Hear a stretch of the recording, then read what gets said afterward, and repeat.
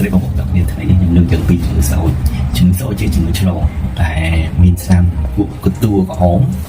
នៅលើស្បែកពីច្រើនមិនធំធាត់ទេប៉ុន្តែអាចធន់ទៅទៅដល់ស្ត្រីដែលមានទេពោះនៅត្រីមីទី1នៃកតែមូលហេតុដែលបណ្ដាឲ្យមានការជំងឺសើចនេះគឺបណ្ដាមកពីវ៉ៃរ៉ាសនេះគឺឈ្មោះថារូបែវ៉េឡាវ៉ៃរ៉ាសហើយឆ្លងតាមទឹកមាត់តូចឬក៏ slash តូចចេញពីផ្លូវដង្ហើមអ្នកជំងឺការសោត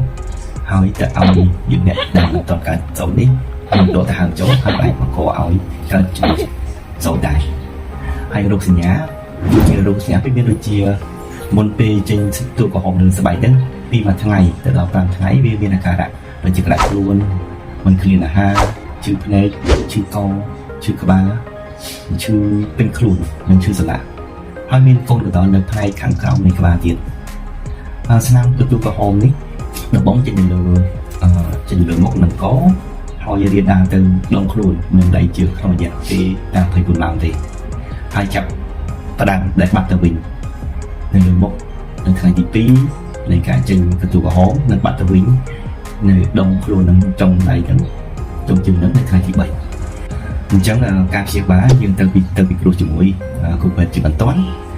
ចំពោះអ្នកដែលកើតជំងឺសើចហើយយើងត្រូវទទួលទានអាហារដែលគ្រប់គ្រាន់ហូបទឹកបានគ្រប់គ្រាន់បើមានសញ្ញាខ្លាំងខ្លួនយើងព្យាបាលដាក់សាំតាមឲ្យថ្នាំចាប់ដំណើរវិញទៅជាការស្រេចហើយដើម្បីការពារវិញយើងត្រូវចាក់វ៉ាក់សាំងរកទោះជាចាក់វ៉ាក់សាំងទៅនៅទៅកើតកូវីដវាអាចនឹងបន្ថយនៃការធ្ងន់ធ្ងរចំពោះជាងដែរអញ្ចឹងណាហើយជាមានការប៉ះពាល់ផ្ទាល់ជាមួយនឹងអ្នកជំងឺในការសោតជាពិសេសចំពោះស្ត្រីមានពីពោះយើងហាមទៅប៉ះពាល់ជាមួយអ្នកជំងឺសោតជាដាច់ខាតដោយសារគាត់អាចនឹងមានផលបាក់ធ្ងន់ធ្ងរហើយយើងអាចនឹងពាក់ម៉ាស់ហើយយើងដៃទៅដោយសារតែហើយអរគុណច្រើនចំពោះការស្ដាប់នៃវីដេអូរបស់ខ្ញុំបាទ